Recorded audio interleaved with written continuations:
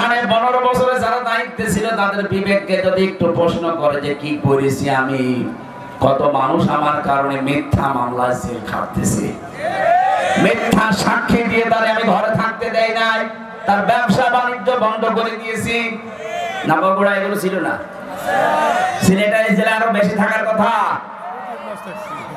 কত মানুষ এই দেশে গম হয়ে গেল, খুন হয়ে গেল। আয়না ঘরে আমি 14 বছর পর্যন্ত মানুষ দেখেছি এত বড় বড় নখ হয়ে গেছে, চুল দাড়ি গোপ মনে হচ্ছে যে জঙ্গল থেকে বেরিয়ে আসতেছে।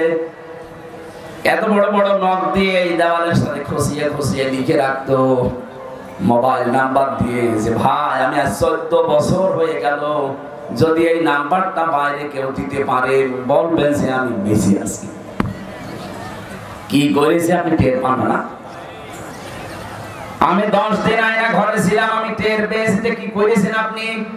ওখানে আমি 5 বছর 8 বছর 10 বছর 14 বছর একাধারে মানুষ পড়ে আছে, তাদের সাথে আমার দেখা হয়েছে। আর আপনি এখনো বলেন যে আমি কি করেছি। ওখানে যদি আপনার 14 বছর না 14 দিন রাখা যায়, আপনি এমনি হার্ট অ্যাটাক করে মরে যাবেন।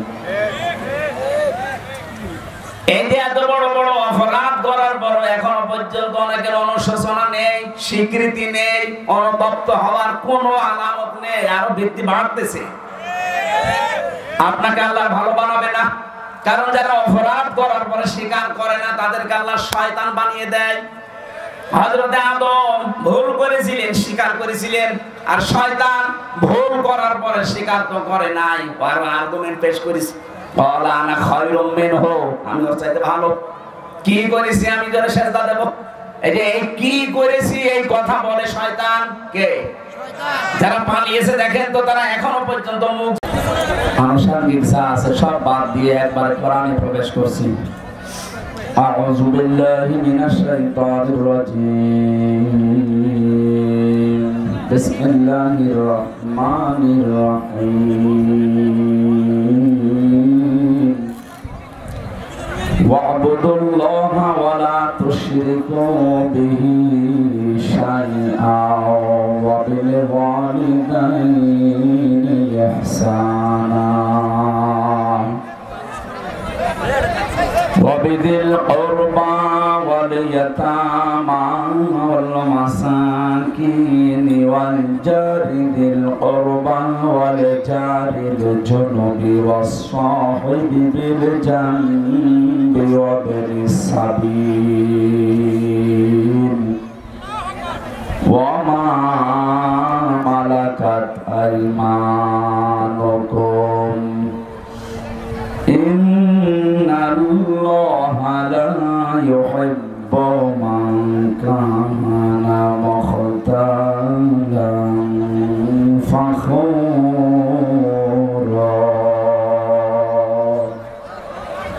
صدقت يا ربنا اللهم صل على سيدنا مولانا محمد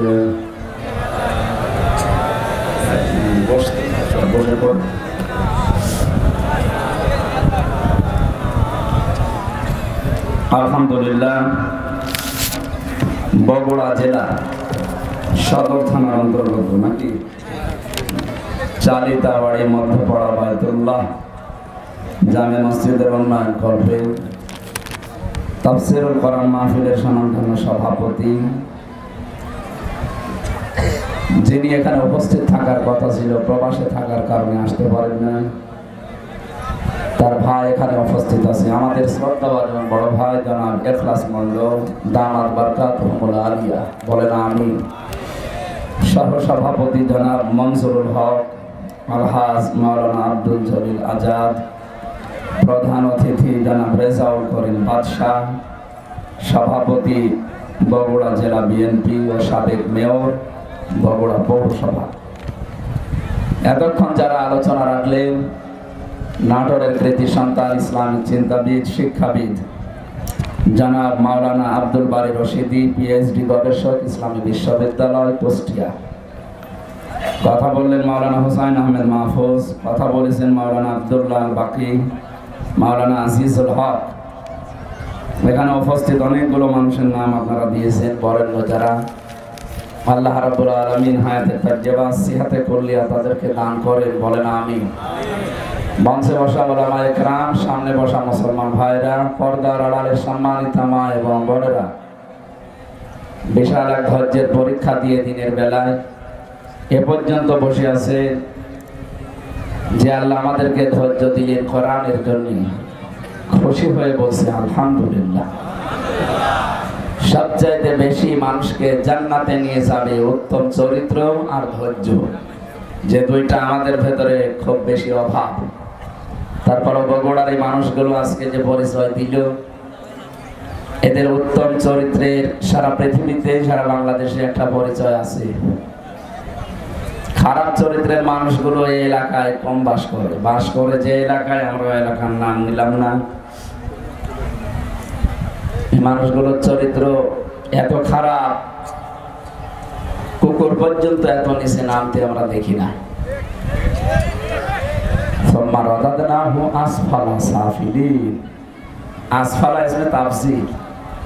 আল্লাহ তাআলা বলেন, মানুষকে আমি সুন্দর করে বানিয়েছিলাম, কিন্তু এরা নামতে নামতে এত নিচে নেমেছে।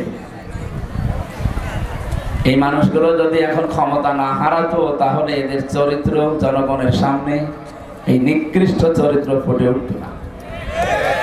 এত নিচে নামতে পারে মানুষ নিজের স্বার্থের কারণে। আমি ইঙ্গিত দিলাম শুধু, আশা করি আপনারা জ্ঞানী মানুষ বুঝেছেন। সুতরাং আমাদের চরিত্র এবং ধৈর্য আজকে যে পরিচয় দিচ্ছেন কোরআনের জন্য। এখানে বসে আছেন, আমার এখানে ওঠার কথা ছিল সর্বোচ্চ 3টায় বিকাল, তো আস্তে আস্তে আমি 4:15 পৌঁছালাম। দেরি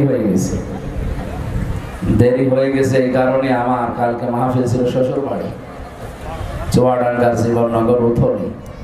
ম্যাডাম আমার সাথে গেছে, এই কারণে এখন এমনি আমি সে 3 বছর জেলে ছিলাম, আবার জেল থেকে বেরিয়ে আজ পর্যন্ত যেতে পারিনি। এই মাহফিলের ওসিলায় গিয়েছে, ওরা বলছে একটু থাকো। এই থাকো বলতে গিয়ে প্রায় 250 কিলোমিটার এখান থেকে, এত দূর পথ আবার আশা লাগবে। আর আজকে বৃহস্পতিবার, মাওলানা হোসেন বলছেন খুব জাম রাস্তায়।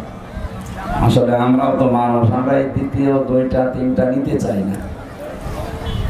ডাক্তার আমার জানিয়েছে আপনি আলোচনা কম করেন, আপনার যে ছেলের যে খাবার ওরা খাওয়িয়েছে, এই কন্ডিশন আপনার শরীর ভালো না। সর্বোচ্চ রাত 10টার পরে আপনি আর জেগে থাকবেন না, তাহলে রোগ আবার বেড়ে যাবে। আর দিনে রাতে এইভাবে প্রোগ্রাম করার দরকার নেই। অন্তত সপ্তাহে 2-3টা করেন আর 2-3 দিন বাড়ি থাকে। 2-3 দিন বাড়ি থাকা দূরের কথা, ম্যাডামের কাছে যেতে হলো হিসাব করে যাওয়া লাগছে।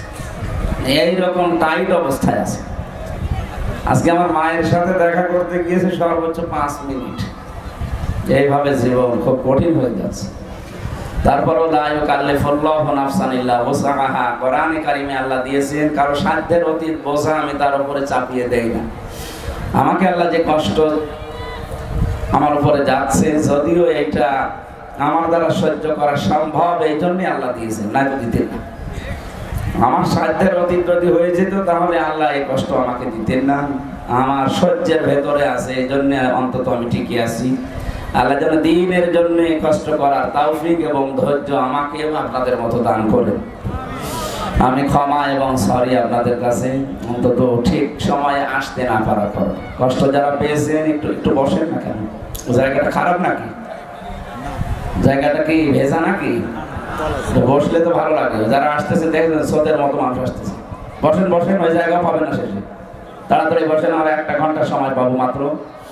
তেলাওয়াতকৃত আয়াত থেকে তাফসীরুল কোরআন মাহফিল লিখেছে, এটা দুনিয়ার কোনো অনুষ্ঠান না, এর সম্পর্ক সব আখিরাতের সাথে। কিসের সাথে? আখিরাত তৈরি করার জন্য এই অনুষ্ঠান আমাদের আজকে দরকার। এখান থেকে আমরা কিছু পুঁজি তৈরি করে নিয়ে যেতে চাই। আল কাজ্জিসু মান দানা নাফসাহু ওয়া আমিলা লিমা বা'দাল মাউতি ওয়াল আজিজু মান আতবা নাফসাহু হাওয়াহা ওয়া তামান্না আলাল্লাহ। তিরমিজি শরীফের হাদিস। বিশ্বনবী বলেন, ওই নারী পুরুষ ওরা বুদ্ধিমান যে আখিরাতের জন্য কাজ করে, আল্লাহর উপরে ভরসা করে।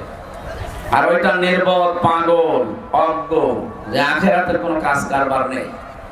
আন্দাজে আল্লাহর উপরে ভরসা করে থাকে, কালেমা যখন পড়েছি জান্নাতে যাবে, এরকম ধারণা আমাদের নেই। এই কথা বলে না কেন?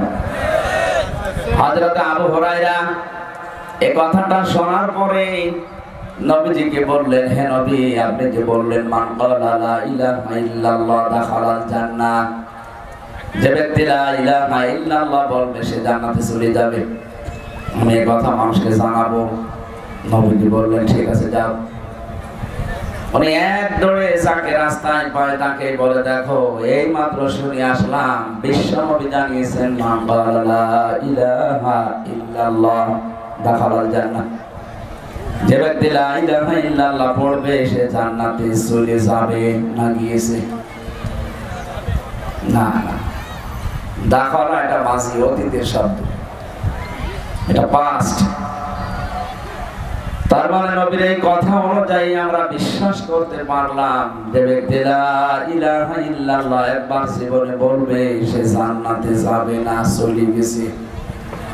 কি করেছে? বলেন বলেন, এটা ক্লাস চলছে। কিন্তু আপনি জীবনে যদি স্কুল কলেজ মাদ্রাসায় নাও যেয়ে থাকেন, এটা আপনার জীবনের প্রথম মনে করেন ক্লাস চলছে। ছাত্র যে ওয়ান করতে যারা পড়ে দেখেছেন কেন জবাব দেয়, ওইরকম করে জবাব দেবে যদি বুঝে থাকে, না বুঝলে চলতে থাকে। জান্নাতে চলে গেছে না জান্নাতে যাবে? গেছে। প্রশ্ন হচ্ছে এখনো তো আমরা মারা যাই, জান্নাতে গেলাম? নবীর এই কথাটা একটু ভুল আছে নাকি?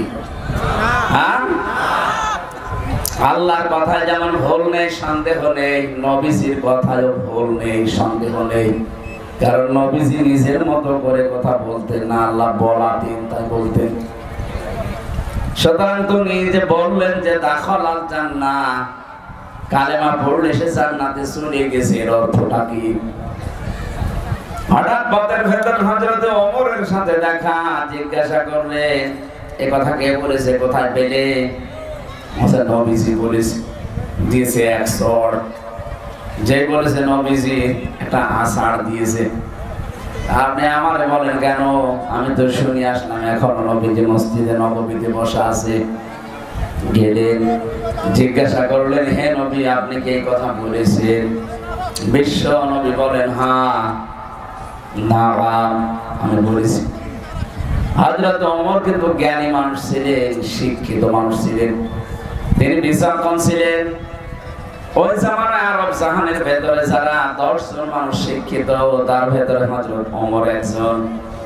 তিনি আমাদের মতো হসুকে বাঙালি না, আন্দাজে এক কথা শুনলে পেছনে দৌড় দেয় না। কথাটা শোনার পরে চিন্তা করলেন, নবীজি তো মান ক্বালা লা ইলাহা ইল্লাল্লাহ দাখালাল জান্নাহ বলেছেন,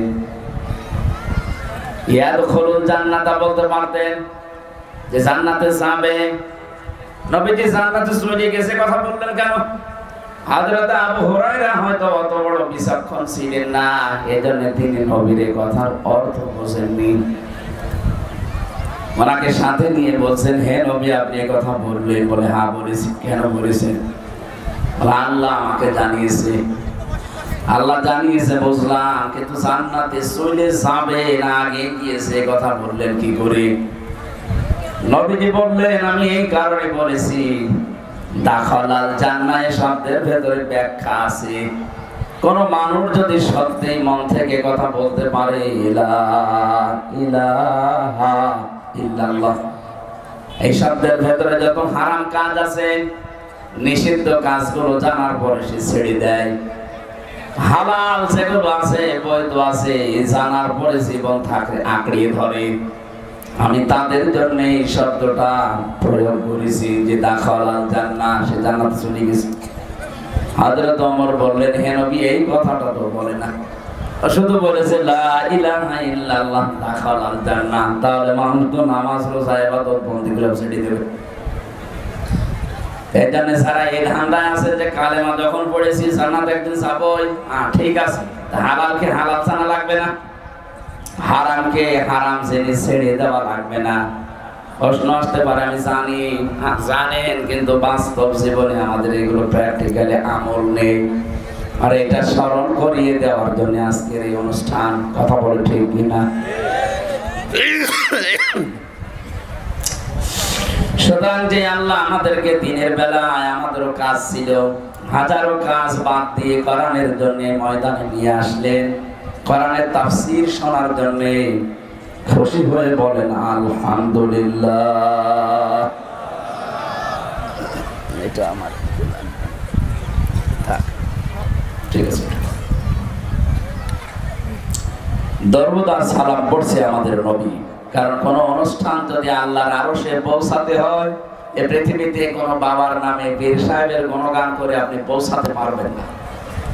অনুষ্ঠান যত বড় হোক ছোট হোক, যে কোনো ইবাদত বন্দেগী হোক, ওটা যদি আপনি মনে করেন যে এটা আমার আল্লাহর দরবারে কবুল হয়ে যাক, তাহলে ওটার আগে পরে দরুদ শরীফ পড়া লাগবে। কি পড়া লাগবে?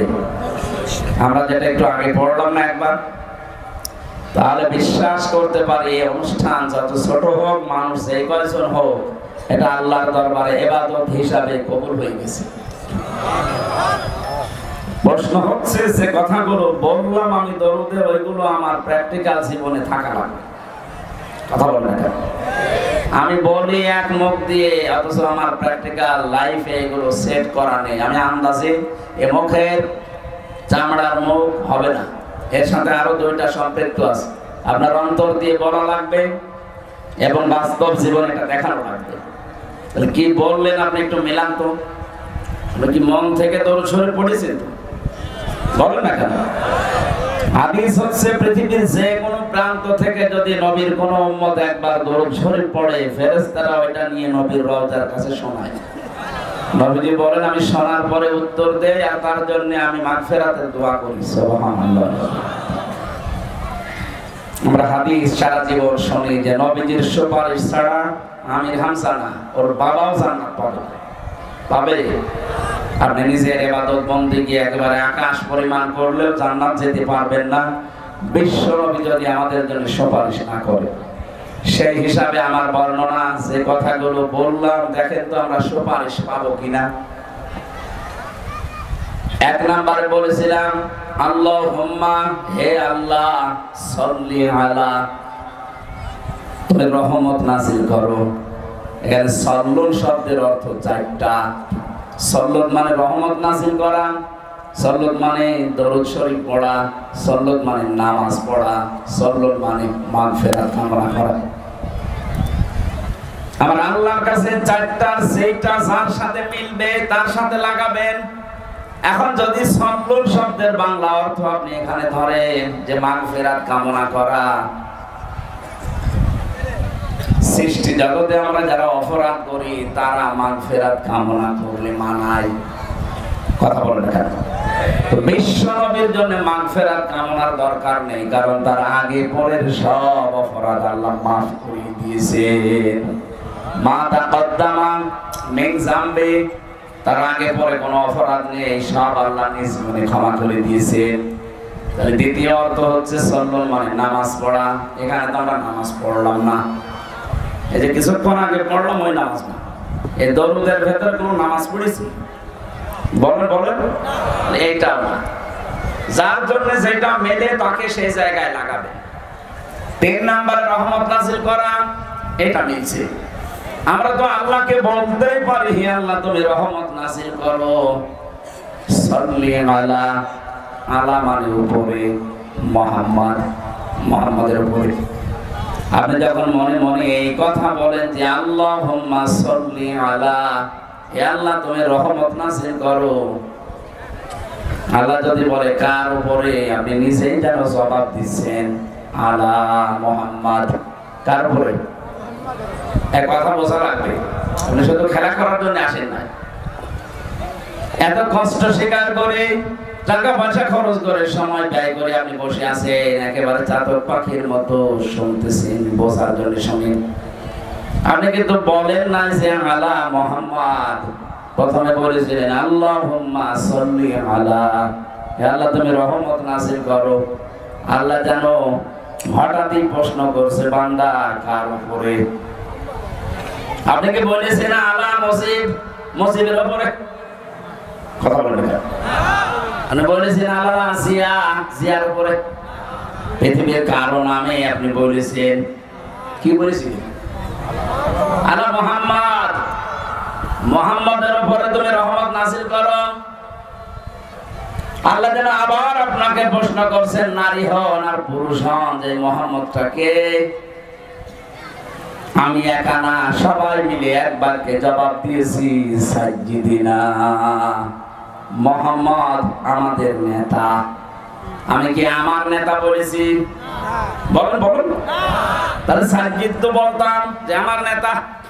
সাজ্জিদিনা একালি টান দিলেন, জামামতা কাটলে আমরা সবাই মিলে বললাম আল্লাহ সাজ্জিদিনা, মুহাম্মদ যেমন তেমন মানুষ না, উনি আমাদের সকলের নেতা। দরদের ভেতরে আপনি আমাদের নেতা বলে স্বীকার করে নিলেন। এখান থেকে পরিবারে, সমাজে, রাষ্ট্রে গিয়ে আর মুহাম্মদ রাসূলুল্লাহর নেতৃত্ব মানতে চান না। আপনি এইরকম দরুদ যদি কিয়ামত পর্যন্ত পড়েন, আল্লাহর রহমতে মাহফিল কবুল হওয়া দূরের কথা, আরো নিচে নামতে থাকবে। আমার কথার অর্থ বুঝেছে? তাহলে যেটা পড়ছেন এটা আমাদের বাস্তব জীবনে নিয়ে যাওয়া লাগবে না? সাজ্জিদিনা পড়লে আপনার জীবনের একমাত্র আদর্শ নেতা হবে মুহাম্মদ সাল্লাল্লাহু আলাইহি ওয়াসাল্লাম। আমি আশা করছি নরম ভাষায় কথা চাই বলেছি, আপনি বুঝেছেন। যদি না বোঝার ভান করে থাকে, হামজা না হামজার বাপ আসলেও আপনি ওয়াজে কিচ্ছু হবে না। সুতরাং যারা দরুদ পড়লেন, এটা এখন থেকে সাজ্জিদিনা আমার নেতা না, আমাদের নেতা। কার নেতা? আমাদের নেতা মুহাম্মদুর রাসূলুল্লাহ। এতটুকু শেষ করেননি আপনি, আরেকটু বাড়িয়ে বলেছেন সাজ্জিদিনা মাওলানা। মাওলানা মানে আমির হামজা।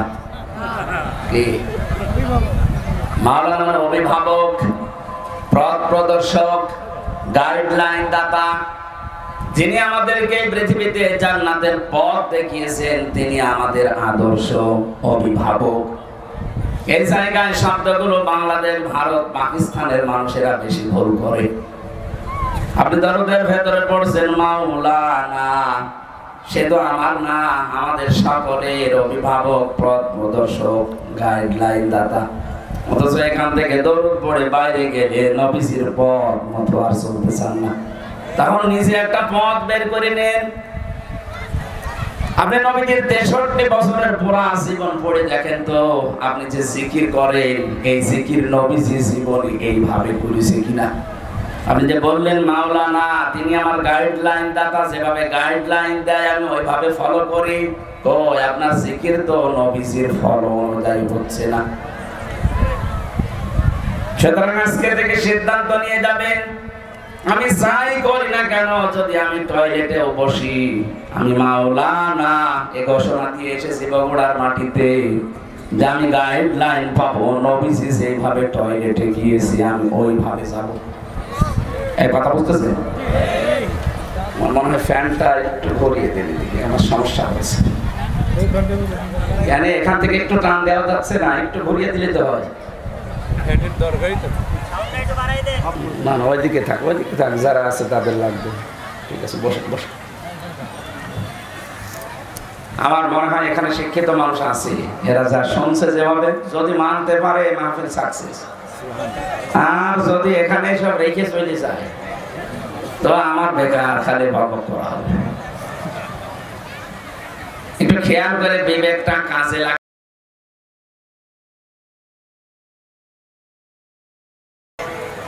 আপনি টয়লেটে গেলেন, মুহাম্মদুর রাসূলুল্লাহ যেভাবে গিয়েছে ওইভাবে ডান পা দিয়ে প্রবেশ করলেন, হবে?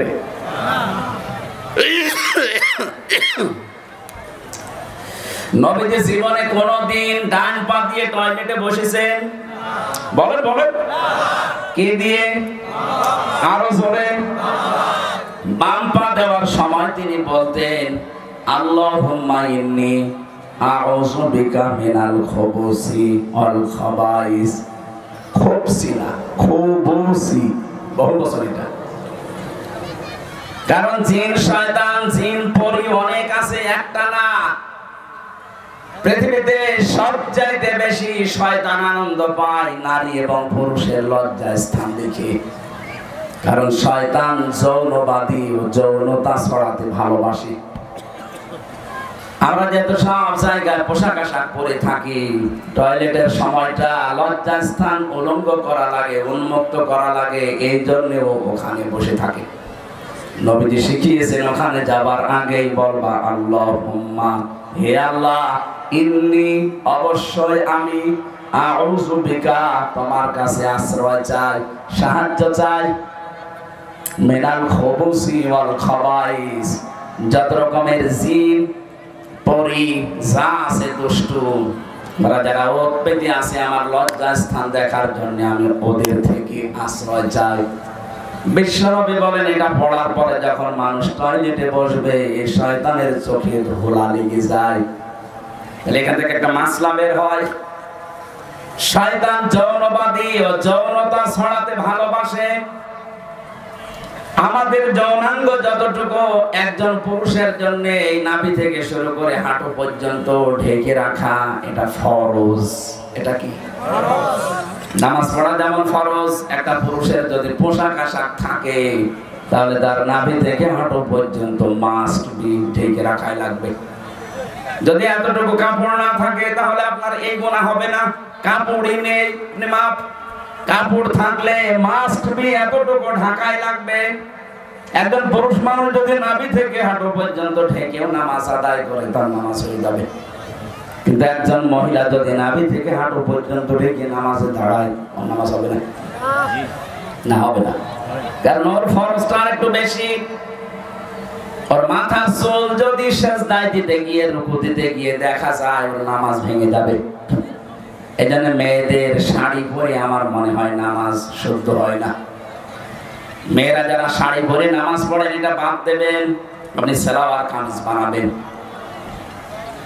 আমার মনে হয় সালোয়ার কামিজে খরচও কম হবে, ফরজ পর্দা আদায় হবে, নামাজও সুন্নত অনুযায়ী হবে। আমরা স্বামী যারা আছি তারাও বেশি যাব। ৩,০০০-৫,০০০ টাকা দিয়ে শাড়ি না কিনে ওই 450-500 টাকা দিয়ে সালোয়ার কামিজ বানানো হয়ে যায়। মেয়ে লোক তো ঝামেলা ও সাঁতার মানতে চাই না। সম্মানিত মা বোনেরা,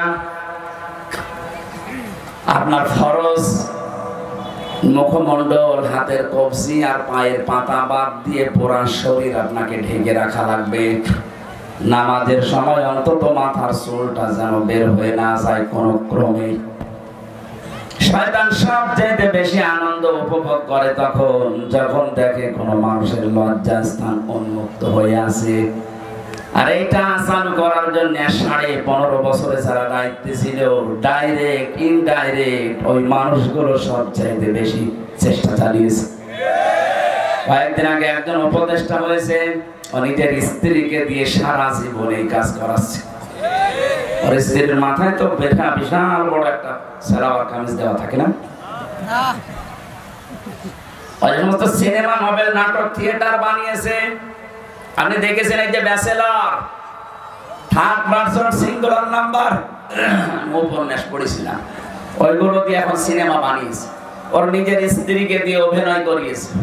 এখানে পরকীয়া প্রেম কি করে করা লাগে, সমকামিতা কিভাবে প্রমোট করা লাগে, এইগুলো উস্কে দিয়েছে সারাটা জীবন। সেই লোক এখন এই দেশের উপদেষ্টা। ও সামনে যদি দায়িত্বে ভাবে থাকে, নিজের বউ না আপনার বউ দিয়ে করাবে তখন। এই জন্য দেশে এখন ঝড় উঠতেছে না, এরে বাদ দিন। আপনি দরকার হয় ছাগলকে বসান, কিন্তু এরে বসানো যাবে না। 96% মুসলমানের দেশে যারা আল্লাহর নিষিদ্ধ কাজ পুরুষে নাকি বিয়ে করবে। বাড়ি যে কালকে বলবেন, আপনি টের পাচ্ছেন কোথায় যাচ্ছে? খালি নামাজ পড়ে রোজা রেখে কালো বোরকা পরে হাঁ করে থাকলে হবে? বাস্তবতা নেওয়া লাগবে না? আপনার মেয়ে কালকে দিন পরে নিয়ে চলে যাবে, বলবে যে না দেওয়া লাগবে।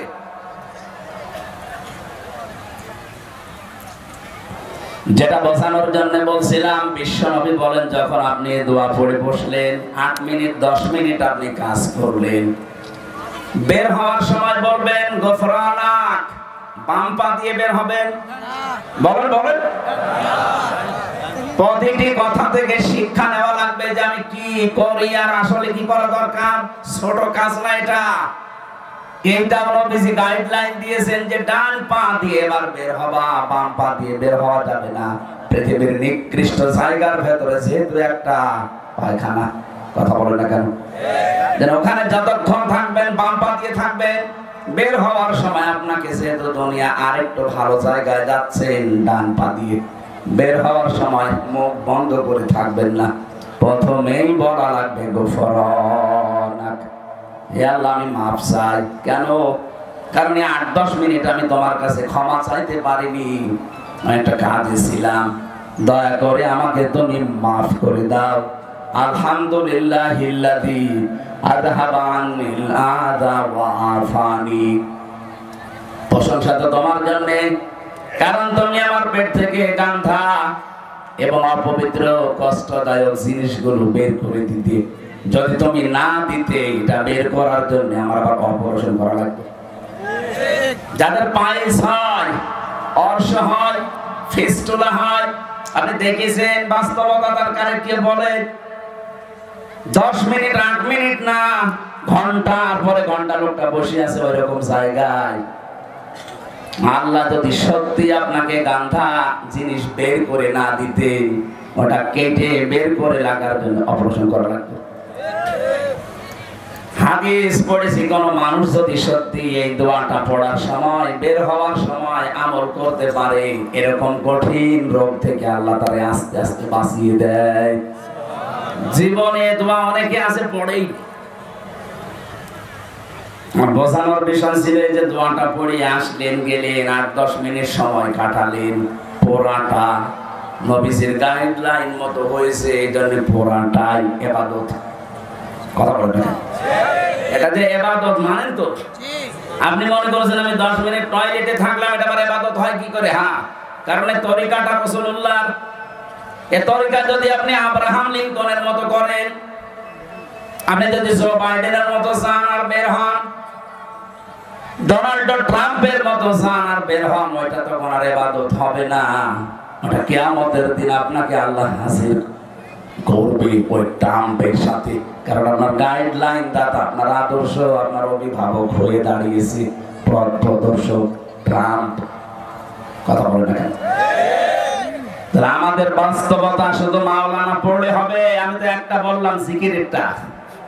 দুনিয়ায় যত রকমের কাজ আছে, প্রত্যেকটি কাজে সেই অনুসরণ করা লাগবে মুহাম্মদুর রাসূলুল্লাহ। কেউ বাজারে গেছে, কিভাবে দরদাম করবে, কিভাবে তার ক্রেতা বিক্রেতার বিক্রি হবে, এমন কোন কাজ নেই নবীজি জীবনে করেননি।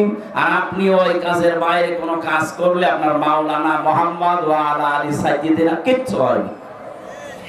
তাহলে দরুদ শরীফ কবুল না হলে মাহফিল কবুল হবে? বলেন বলেন। আল্লাহ যেন আমাদেরকে সহজ ভাবে বোঝার তৌফিক দিন, বলেন আমিন। জেলখানায় আমি 3টা বছর ছিলাম, ফাঁসির কন্ডেম সেলের ভেতরে। আমার প্রতিদিনের তাহাজ্জুদের নামাজে এই দোয়া ছিল, আল্লাহ আমি বাইরে যদি জীবনে যেতে পারি। আমার আর আশা ছিল না যে আমি বাইরে যাব, কারণ ওরা যে অবস্থায় রেখেছিল মনে হচ্ছিল মারা যাবে। 24 ঘন্টা ওরা আমার নজরদারিতে, তালাবদ্ধ অবস্থায় যোগাযোগ বিচ্ছিন্ন করে রেখে দিয়েছিল। জানতাম না যে বাইরে কেউ আসে না নেই। এমনি তো টেনশনে তো বিভিন্ন রোগ এমনি হয় গিয়ে কারণে কোনোদিন আশা করি না যে বাইরে বের হবো। তারপরও যদি আল্লাহ তুমি বাইরে বের করো, তো অন্তত তোমার বান্দা বান্দীদের সামনে যখন আমাকে নিয়ে যাবে, কোরআনের কথাগুলো, হাদিসের কথাগুলো এমন সহজ ভাবে যেন বলতে পারি, মানুষ যেন সত্যি সহজে, বাচ্চা যেমন মায়ের কথা বুঝে ফেলে, আমার সামনে যারা এরা যেন সহজ ভাবে বুঝে। আপনারা বুঝতেছেন? বুঝতেছেন কথা? সুতরাং দরুদ শরীফ যে যে কায়দায় পড়ছেন হচ্ছে না। আপনার সাইয়্যিদিনাও ঠিক নেই, মাওলানাও ঠিক নেই।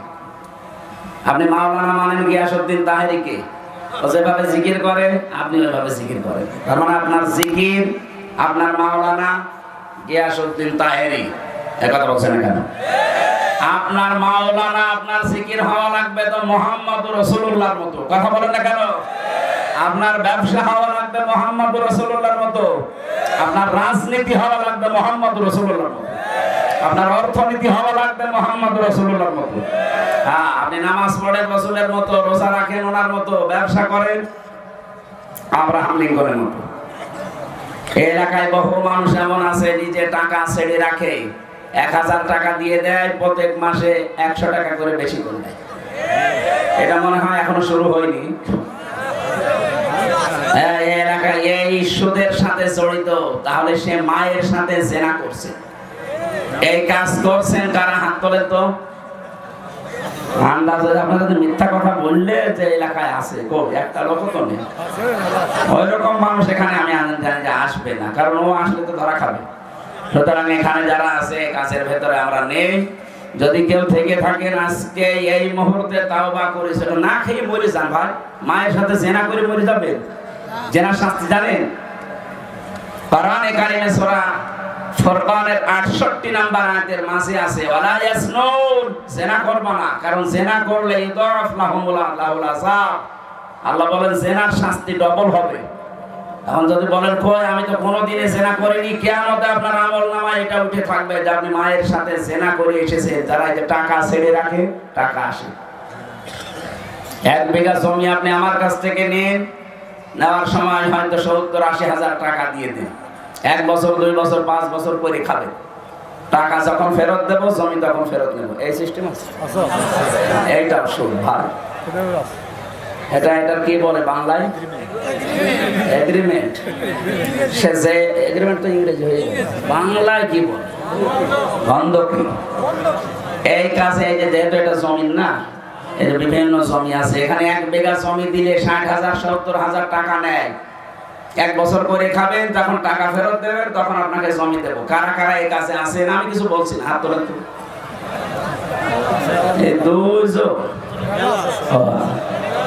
ঠিক আছে, আলহামদুলিল্লাহ। না এদের সাহস আছে, বড় মানুষ তো, তার যে মতো সাহস আছে। বলেন তো আপনি যে এই কাজ করে, কি না জেনে করে না জেনে করে? না জেনে। তাহলে এখন যেহেতু জেনে ফেলছে, এরপরও যদি করে, আপনি এতদিন বলতে পারতেন আল্লাহকে যে আল্লাহ আমি জানতাম না, আমি কি করব? এখন যদি বলেন যে আমি জানতাম না, তাহলে মিথ্যা বলা হবে। আর অনেকে মনে করছে এ তো না আসাই ভালো ছিল। হ্যাঁ, এখানে একটা কথা আছে, যে মানুষগুলো এই ধান্দায় থাকে যে আমি জানতাম না তাই মানতাম না, তার ডবল গুনাহ হবে। এই কথা বুঝতেছে? কোন মানুষ যদি কোন বিষয়ে জানে কিন্তু মানে না, তার গুনাহ হবে একটা। আর কোন মানুষ জানেও না মানেও না, গুনাহ হবে কয়টা? 2টা। কেন? কারণ জানাও ফরজ, মানাও ফরজ। জানার ফরজ আপনি আদায় করে ফেললেন, আপনার একটা ফরজ আদায় হয়েছে। আপনি মানেন না, ওইটার জন্য গুনাহ হবে কয়টা? বলেন না কেন? আপনি জানেনও না মানেনও না। আপনি জানেন না কেন? প্রশ্ন হচ্ছে আপনি জানেন না কেন? আমি কি জেনে এসেছি দুনিয়ায়? আমি তো আপনার মতো মায়ের পেট থেকে এসেছি। আমি যদি জানতে পারি ইসলামের ইমাম, আপনার কি হয়েছে? আপনি এইটা জবাব দিতে পারবেন না। এই জন্য যে ব্যক্তি বলেছে জানি না তাই মানি না, আজকে তো জানলেন। আর এই কারণেই তো অনুষ্ঠানগুলো দেওয়া হয় যে আপনি কেন জানেন। তাহলে সে 4-5 জন হাত তুললো যে ওনারা জমি বন্ধকি দেয়, এগ্রিমেন্ট করে, 60,000 70,000 টাকা নেয়, করে খায়, আবার টাকা ফেরত দিলে জমি ফেরত দেয়। এটা মায়ের সাথে জেনা করার গুনাহ হচ্ছে। এটা থেকে মুক্ত হওয়া লাগবে না? আমার মনে হয় এই মাসলা বলা ভুল হয়ে গেল নাকি? এটা মানবেন তো যদি আমি এখন পদ্ধতিটা বলি? হ্যাঁ, মানা যাবে না ইনশাআল্লাহ? আরে ভাই, আপনি কার জন্য কি করে যাচ্ছেন আমার তো বুঝে আসেন। আমি আপনার সন্তান, আমার জন্যই করছে। আপনি 200 বছর পরে আসবেন, যে বাড়ি ঘর বানিয়েছেন, যে জমি জায়গা রেখে গেলেন, এই জমি জায়গা আসলে আপনার ঠ্যাং ভেঙে ফেলা হবে। হ্যাঁ, আপনি 200 বছর পরে আসেন, আমিও থাকবো না 200 বছর পরে, আপনিও থাকবেন। আমার ছেলে, আমার নাতি, নাতির নাতি থাকবে, তারা আপনাকে ঢুকতে দেবে? আমারে ঢুকতে দেবে? তাদের জন্য বিশাল সম্পদ গড়ার জন্য আপনি এই মায়ের সাথে জেনা করার গুনাহ করে যাচ্ছেন। অথচ 100 বছর পরে আসলে আপনাকে এই জমিতে আর থাকতে দেবে না, ঢুকতেই দেবে না, বলবে কে আপনি চিনি না। এটা একটা ধোঁকা। এই ধোঁকার জন্য আমাদের আসল বিশাল জীবন পড়ে আছে সামনে। এরকম পাগলামি যেন আমরা কেউ না করি ভাই। এই স্মরণ করানোর জন্য এই তাফসীর মাহফিলে আসা লাগে। আল্লাহ আমাদেরকে স্মরণ করাচ্ছেন। এই পদ্ধতিতে যারা আছেন, বর্গা বলে কি বলে বন্ধকি যারা করছেন, এটা পদ্ধতি দুইটা আছে। এক নম্বরে যতদিন আপনি এই জমি করে খাবেন 1 বিঘা জমি, ততদিন সরকারের যে খাজনা আছে প্রতি বছরে মনে হয় 65 বা 70 টাকা দেওয়া লাগে। এখন কত আমি জানি না, এরকমই হবে সব বেশি হতো। আমি জেলে যাওয়ার আগে হিসাব জানতাম, এখন এই 3-4 বছরে আর জানি না। না 100 টাকা হবে প্রত্যেক বছরে বছরে খাজনা দেওয়া লাগে না?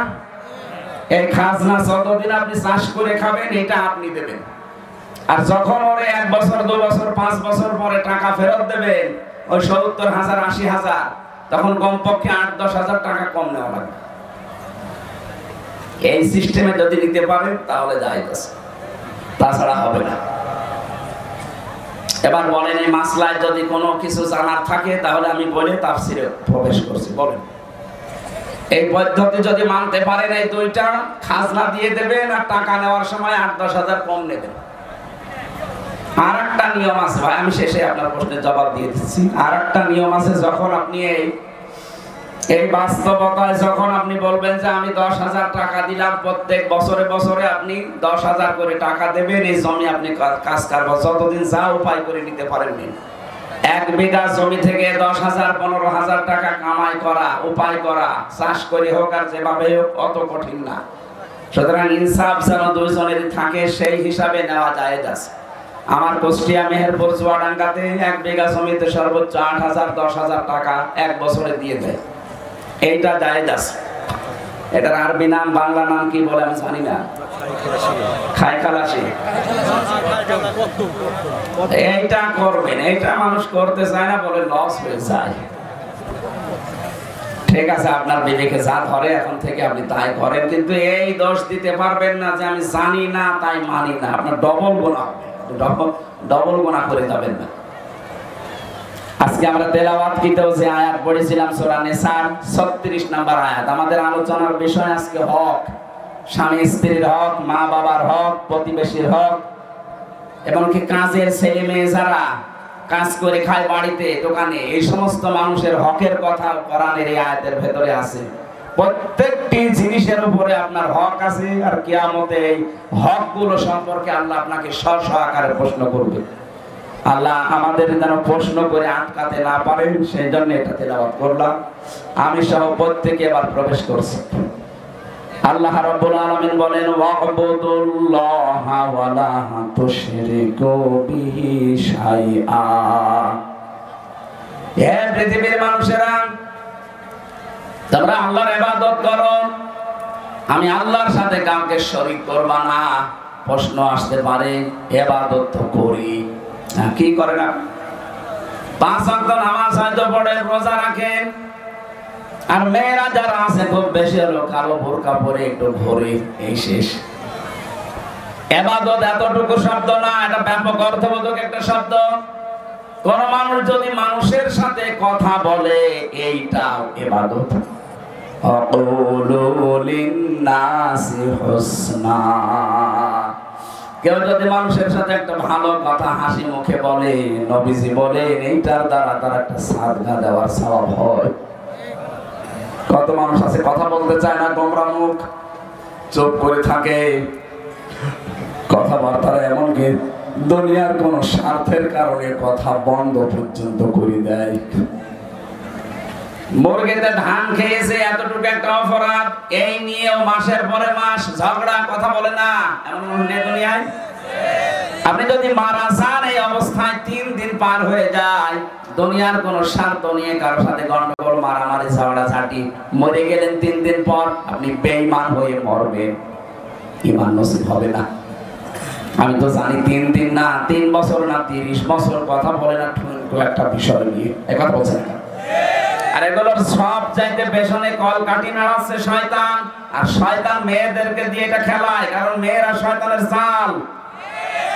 ওরা যখন বেপরদায় চলে, শয়তান বলে ওদেরকে আমি জাল হিসাবে ব্যবহার করি। আর দেখবেন এই সমস্ত মহিলারা এগুলো তাল পাল লাগায়। যে এলাকাতে দেখবেন এই যে তালাতালি করা, এর কথা ওর কাছে লাগানো, মানুষের সম্পর্ক নষ্ট করে দেওয়া একটা গুনার কাজ। এটা যখন বেশি চালু হয়ে যায় কোন এলাকার ভেতরে, ওই এলাকার মানুষ ভালো হয়ে গেলেও তাদের দোয়া কবুল বন্ধ হয়ে যায়। মুসা আলাইহিস সালামের জামানায় একবার বৃষ্টি বন্ধ হয়ে গিয়েছিল বহুদিন। তিনি তার উম্মতদেরকে নিয়ে এরকম একটা ময়দানে দোয়া করলেন, 2 রাকাত নামাজ আদায় করে, রব্বুল আলামিন বৃষ্টি বন্ধ হয়ে গেছে। এগুলো না আমার উম্মত, আমার তো কষ্ট লাগে, কিন্তু এদের তো আমি বানাইনি, তুমি বানিয়েছো, তুমি তো মালিক, তোমার কষ্ট লাগে না, বৃষ্টি দাও। তিনবার মুনাজাত করলেন, আল্লাহ বলেন হাত ফেরাও, বৃষ্টি হবে না। মুসা নবী তো নাছর বান্দা, তিনি আল্লাহর সাথে কথা বলতেন, ডাক দিয়ে বলে মাবুদ না, দেওয়াই লাগবে। কেন দেবে না, ওই কারণটা বলো। আল্লাহ তাআলা বলেন বৃষ্টি দিতে পারি, তুমি যাদেরকে নিয়ে দোয়া করছিলে এর ভেতরে একজন নামিমা তালাতালি করা মানুষ আছে। ওই লোকটা যতক্ষণ এই মোনাজাতে হাসি থাকবে, তোমার দোয়া নবী হলেও কবুল হবে না।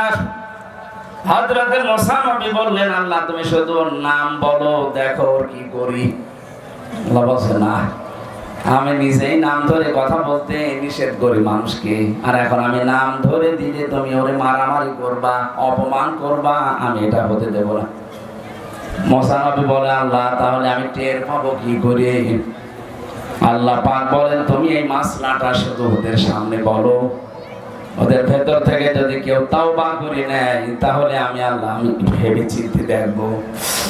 উনি উম্মতদের সামনে বয়ান দিলেন, এখানে আমি নবী একা না, সব নবী যদি এখানে এসে দোয়া করে দোয়া কবুল হবে না, কারণ এর ভেতরে যে নামিমা তালাতালি করা মানুষ আছে। এই মানুষটা যতক্ষণ বের হয়ে না যাবে, তাওবা না করবে, ততক্ষণ পর্যন্ত এখানে বৃষ্টি নামবে না। আসলে সবাইকে আমি তাওবা করাই, তাহলে ওই লোকটাও তাওবা করবে। হযরতে মুসা তাওবা পড়লেন। তাওবা মানে যে আস্তাগফিরুল্লাহ রাব্বি মিন কুল্লি, এটা তো একটা বাক্য। তাওবা মানে অপরাধের স্বীকৃতি দেওয়া। মনে মনে বলেন আর সামনে প্রকাশ্যে বলেন, ওপেন বলেন, আপনাকে বলা লাগবে যে আমি অপরাধী। এই যে অপরাধ বোধ, এইটা আমাদের ভেতর থেকে উঠে গেছে। অন্যায় করার পরে অনেক মানুষ বুক ফুলিয়ে টান করে বলে কি করেছি, কি করেছি মানে আপনি কি করেছেন? আপনার বিবেককে প্রশ্ন করেন তো। 15.5 বছরে যারা দায়িত্বে ছিল তাদের বিবেককে যদি একটু প্রশ্ন করে যে কি করেছি আমি, কত মানুষ আমার কারণে মিথ্যা মামলায় জেল খাটতেছে, মিথ্যা সাক্ষী দিয়ে তারে আমি ঘরে থাকতে দেই নাই, তার ব্যবসা বাণিজ্য বন্ধ করে দিয়েছি। নবগড়া এগুলো ছিল না? সিলেটের জেলা আরো বেশি থাকার কথা।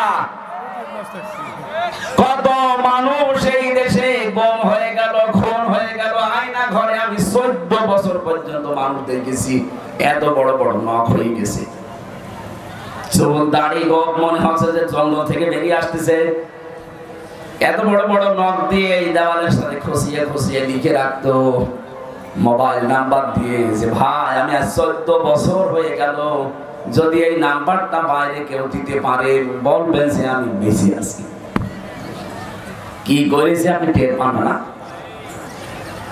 আমি 10 দিন আয়না ঘরে ছিলাম, আমি টের পেয়েছি যে কি করেছেন আপনি। ওখানে আমি 5 বছর 8 বছর 10 বছর 14 বছর একাধারে মানুষ পড়ে আছে, তাদের সাথে আমার দেখা হয়েছে। আর আপনি এখনো বলেন যে আমি কি করেছি। ওখানে যদি আপনার 14 বছর না 14 দিন রাখা যায়, আপনি এমনি হার্ট অ্যাটাক করে মরে যাবেন। এই যে এত বড় বড় অপরাধ করার পর এখনো পর্যন্ত অনেকের অনুশোচনা নেই, স্বীকৃতি নেই, অনুতপ্ত হওয়ার কোনো আলামত নেই, আরো বৃদ্ধি বাড়তেছে। আপনাকে আল্লাহ ভালো বানাবে না, কারণ যারা অপরাধ করার পরে স্বীকার করে না তাদেরকে আল্লাহ শয়তান বানিয়ে দেয়। হযরতে আদম ভুল করেছিলেন, স্বীকার করেছিলেন, আর শয়তান ভুল করার পরে স্বীকার তো করে নাই, আর আর্গুমেন্ট পেশ করেছে, বলা আনা খায়রুম মিনহু, আমি ওর চাইতে ভালো। কি করেছি আমি যারা সেজদা দেব? এই যে এই কি করেছি এই কথা বলে শয়তান। কে? শয়তান। যারা পালিয়েছে দেখেন তো, তারা এখনো পর্যন্ত মুখ কথা বলেন না কেন? এই জন্য অপরাধ করার পরে যারা স্বীকার করতে চায় না, সে যেই হোক, পরে আল্লাহ হেদায়েত থেকে বঞ্চিত করে দেয়। আর আমার তো মনে হচ্ছে 15.5 বছর যারা অত্যাচার, জুলুম, নির্যাতন, গুম, খুন আর মিথ্যা মামলা, মিথ্যা সাক্ষী আর চাঁদাবাজি, বিশেষ করে আয়না ঘরের সাথে যারা জড়িত, এদের কপালে মনে হয় আল্লাহ হেদায়েত দেবে না। এত কিছু করা হচ্ছে, এত কিছু বলা হচ্ছে, সতর্কবাণী না, এদের কোনো পরিবর্তন নেই, এখনো পর্যন্ত মুখ জোর করে যাচ্ছে। তা আল্লাহ আপনাকে যে পথ দেখাবে, কিছু থাকা লাগবে না, কি দেখে দেবে আপনাকে পথ? সব তো ফেরাউনের মতো কালো বানিয়ে ফেলেছে, একবার বলছেন এখানে। মানুষের সাথে যদি হাসি মুখে কথা বলা ইবাদত হয়, আর আপনি যে দায়িত্ব পালন করতো, আমার এই আয়না ঘরে আমি দেখেছি এই মানুষগুলো বাইরে এসে এরা সংসার করতো কি করে। ওরা তো মানুষই আমার মতো। 24 ঘন্টা একটা মানুষকে যে পায়ের ভেতরে হাত দিয়ে, সামনে রডের ব্যারিকেড দেওয়া, হাত দিয়ে ওরা টাইট করে বেঁধে দিত হ্যান্ডকাপ দিয়ে। আপনি বলেন তো 2-5 মিনিট 10 মিনিট পরে খুলে দিলে হয়? বছরের পর বছর এইভাবে আটকিয়ে রাখে একটা মানুষ। আপনি মানুষ, আর আপনি বলেন আমি কি করিস? শয়তান পর্যন্ত এই দৃশ্য দেখে আমার মনে হয় কাঁদবে। কিন্তু এই জালেমদের চোখে কাঁদা তো দূরের কথা, আরো উল্টা পাল্টা কথা, আরো হাসি তামাশা করতো। এই মানুষগুলো বাইরে এসে এরা এদের স্ত্রীদের কাছে থাকতো কি করে, এরা সংসার করতো কি করে? আমরা নয় ভেতরে মাটির নিচে থেকে আপনাদের সাথে তো তারা বেড়াতো। এই মানুষগুলো তো যে কোনো মানুষের এলাকার মানুষ। এরা এই বাংলাদেশের 64 জেলার এই দায়িত্বে প্রাপ্ত মানুষগুলো, এরা এই বিভিন্ন জেলার মানুষ না? এরা ছুটি নিয়ে অন্তত মাসে 2-5 দিন বাড়ি আসতো না? কিভাবে থাকতো আপনার সাথে? আমার তো বিশ্বাস হয় না, হয় গমের বড়ি খাইতো, নাই লাল পানি খাইতো, তাছাড়া ওর ঘুম আসা সম্ভব না। এখানে তাওবা মুসা নবী যখন করেছিলেন, তখন প্রথমে সবাই অনুতপ্ত হয়েছে, অনুশোচনা হয়েছে, ঘোষণা দিয়েছে যে হ্যাঁ আমরা অপরাধী। 2 নম্বরে জীবনের মতো এই কাজ আর কোনো দিন করব না বলে সিদ্ধান্ত নিয়ে অটল থেকেছে। এগুলো নেওয়ার পরে আল্লাহ পাক বলেন এবার দোয়া করো। দোয়া করতে দেরি, বৃষ্টি নাজিল হতে দেরি হয়নি। কি বুঝলেন মুসা নবীর এই হাদিস থেকে? এখানে আমির হামজা কাবা শরীফের ইমাম যদি এসে দোয়া করে, আর এই যে তালাতালি করা লোক যদি নারী পুরুষের ভেতরে কেউ থাকে, আজকের এই মাহফিলে এই দোয়া কবুল হবে না, মাঠে মারা যাবে। সুতরাং এরকম তালাতালি করার অভ্যাস যাদের আছে, এর কথা ওর কাছে লাগায়, ওর কাছে ওর কথা লাগায়, সম্পর্ক নষ্ট করে দেয়। আপনি আগের থেকে বাড়ি চলে যান, ওই দেখতে চলে যাচ্ছে, যান যান যান যান তাড়াতাড়ি চলে যান। আপনি থাকলে আমাদের মাহফিল আর হবে না, যান। ওই যে চলে যাচ্ছে, তারা চলে যাক, এরা চলে গেলে আমরা তারপর মাহফিল শেষ করবো। তালাতালি করা মানুষ নিয়ে আমরা মোনাজাত করতে রাজি না, কারণ মাহফিলই কবুল হবে না। জীবনের মধ্যে অপরাধ থেকে বাঁচা যাবে না, যে সাত জীবন চলে যাক আমি তালাতালি করব না। তার জন্য তালাতালি করে সম্পর্ক নষ্ট করে না, এই অভ্যাস বেশি মেয়েদের ভেতরে। কথা বলেন না কেন? সম্মানিত মা বোনেরা, আপনার নামাজ রোজা এই কালো বোরকা সব কিন্তু একেবারে মাঠে মারা যাবে, কিচ্ছু কবুল হবে না। মুসা নবীর মতো এত বড় পাওয়ারফুল নবী হাত তুলে বসে আছে, আল্লাহ হাত ফেরত দিচ্ছে, আর আপনি কোথাকার কি? এজন্য ইবাদত এইটাও, কথা বলার ইবাদত। কারোর সাথে যদি রাগ করে থাকে, ওটা আল্লাহর জন্য রাগ করা লাগবে। ও আল্লাহর বিধান মানতে চায় না, ওকে বোঝানোর পরে এই কারণে ওর সাথে আমার সম্পর্ক ভালো না, এটা কার জন্য? বলেন বলেন। কারোর সাথে যদি ভালোবাসা দোস্তি তৈরি হয়, এটাও তৈরি হওয়া লাগবে আল্লাহর জন্য। কাউকে কিছু দিলে দান করলে ওটা আল্লাহর জন্য, কাউকে কিছু দেই না দান করি না ওটা আল্লাহর জন্য। নবীজি বলেন ফাকাদ ইসতাকমালাল ঈমান, ওর ঈমানকে যেন পরিপূর্ণ করে নিল। এক একটা আয়াতে লক্ষ লক্ষ কথা এভাবে তাফসীর আকারে করা আছে। এটা 1-1.5 ঘন্টা 2 ঘন্টার ব্যাপার না, এগুলো আমি বই লিখেছিলাম। আপনি পৃথিবীর সৃষ্টি থেকে শুরু করে কিভাবে আল্লাহ সব বানিয়েছেন, তৈরি করেছেন, এগুলো সিস্টেম কি, কিভাবে আমাদের ইবাদত করা লাগবে, এগুলো জেলখানায় 3টা বছর এক ঘরের ভেতরে, একটা কবরের মতো, এদিকে 3.5 হাত, এদিকে 1.5 হাত, এতটুকু একটা জায়গায় পড়েছিলাম 3টা বছর। ওই কারারক্ষীদের কাছ থেকে খাতা নিয়ে কলম নিয়ে লিখতে লিখতে আমি বই লিখেছিলাম প্রায় 8টার মতো। ওই যে বাসতলা মনে আছে আমার গাড়িটা আছে, ওখান থেকে আপনার মেয়ের জন্য, বউর জন্য, মায়ের জন্য, ফুফুর জন্য বই নিয়ে যাবে, নিয়ে পড়াবে। বই মানুষকে কোনোদিন ঠকায়নি, ঠকাবেও না, যতটুকু হোক ওখান থেকে একটা জ্ঞান পাবেন, একটা সাদগায়ে জারিয়া সওয়াব হতেই থাকবে মরণ পর্যন্ত। আমরা মাগরিবের আযান আর 4-5 মিনিট আছে, এরপরে মোনাজাতের মাধ্যমে শেষ করে বইটা নিয়ে যাবেন, কাজে লাগবে, আশা ব্যক্ত করে শেষ করছে। আল্লাহুম্মা আমিন। লা হাওলা ওয়ালা কুওয়াতা ইল্লা বিল্লাহিল আলিয়্যিল আযীম। আল্লাহ তাআলা বগুড়ার মানুষগুলো দিনের বেলা সব কাজ বাদ দিয়ে যারা বসে আছে, রব্বুল আলামিন এদেরকে খালি হাতে না ফেরত দিয়ে এদের হাতগুলো পরিপূর্ণ করে দাও। এদের জীবনের অপরাধগুলো তুমি মাফ করে দাও। এদের জীবনের ভালো কাজগুলো তুমি মঞ্জুর করে নাও। এরা যে ধৈর্যের পরিচয় আজকে তোমার জন্য দিয়েছে, এত কষ্ট করে সেই সকাল 10টা থেকে বসে আছে, অনেকে দুপুরের খাবার পর্যন্ত খেতে পারেনি।